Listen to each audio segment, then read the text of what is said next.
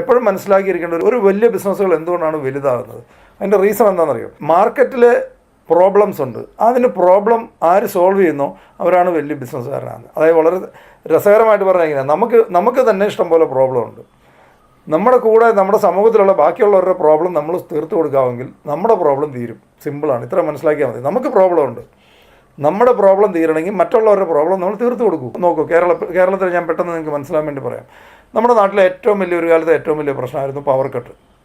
എന്നും കറണ്ട് പോയി കിടക്കുക ആഴ്ചകൾ. നിങ്ങളുടെയൊക്കെ ചെറുപ്പത്തിൽ ഒരുപക്ഷെ ഒരു 50-55 വയസ്സിൻ്റെ ഒക്കെ ഉള്ള ആൾക്കാർക്കറിയാം, ഒരു കറണ്ട് പോയി കിടന്ന ആഴ്ചകളൊക്കെയാണ് ഓരോ വില്ലേജുകളിലൊക്കെ. ഞങ്ങളുടെയൊക്കെ വില്ലേജിൽ 2 ആഴ്ചയും പറ്റി എടുക്കും കറണ്ട് പോയി കിടന്ന. ചിലപ്പം മഴക്കാലത്തൊക്കെ ട്രാൻസ്ഫോമർ എന്തെങ്കിലും മര ഒടിഞ്ഞ് വീണു 2 ആഴ്ചയും പറ്റി എടുക്കുമായിരുന്നു കറണ്ട്. അതുപോലെ പവർ കട്ട് ഈ സാധനത്തിന് നാട്ടിലുണ്ടായിരുന്നൊരു പ്രോബ്ലമാണ്.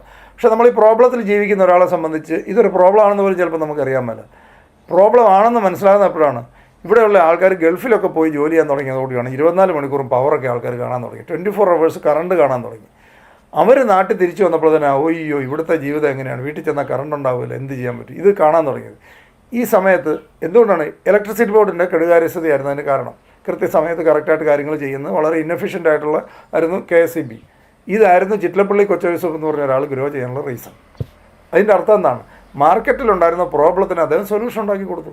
അദ്ദേഹം സ്റ്റെബിലൈസറും ഇതൊക്കെ ആയിട്ട് വന്നു. ആ സമയത്ത് ഇൻവെർട്ടറോ സ്റ്റെബിലൈസറോ ഇതിനെക്കുറിച്ചൊന്നും ആരും കേട്ടിട്ടുള്ളൊരു സാധനമല്ലായിരുന്നു.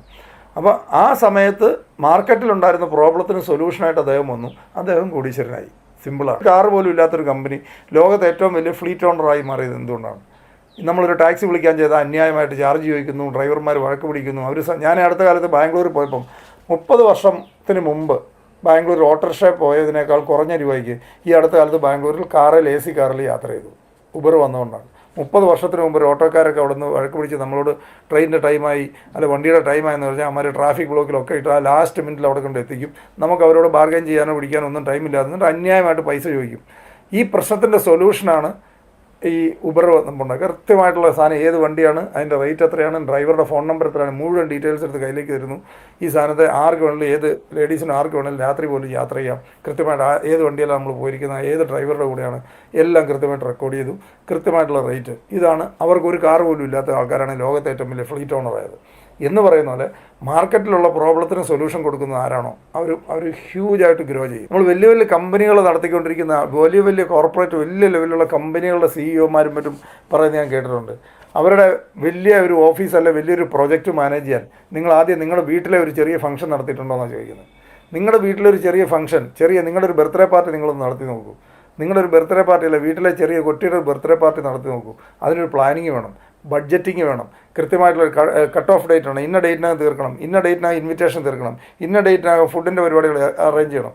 ഇത്ര പേര് വന്നു കഴിഞ്ഞാൽ ഇരിക്കാനുള്ള സൗകര്യം ഉണ്ടായിരിക്കും, അവർക്ക് കുടിക്കാനുള്ള വെള്ളം ഉണ്ടാകണം, ഇതുണ്ടാകണം, അവർ തിരിച്ചു പോകുമ്പോൾ പാർക്കിംഗ് ഉണ്ടാകണം.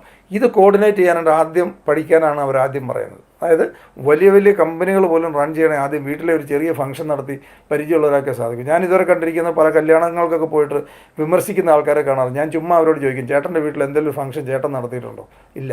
അത് നടത്തിയിട്ടില്ലാത്തവൻ അവിടെയൊക്കെ പോയി അഭിപ്രായം പറയും. അപ്പോൾ ഇവരൊന്നും അല്ല ജീവിതത്തിൽ ലോകത്തിൽ മാറ്റം ഉണ്ടാക്കുന്ന ഒരു കാര്യം വ്യക്തമായിട്ട് ക്ലാരിറ്റിയോടുകൂടി അതിനുവേണ്ടി ഡെഡിക്കേറ്റ് ചെയ്യുന്ന ആൾക്കാർക്കുള്ളതാണ് ലോകം. അങ്ങനെയുള്ള ആൾക്കാരാണ് വലിയ സക്സസ് ഉണ്ടാക്കുന്നത്.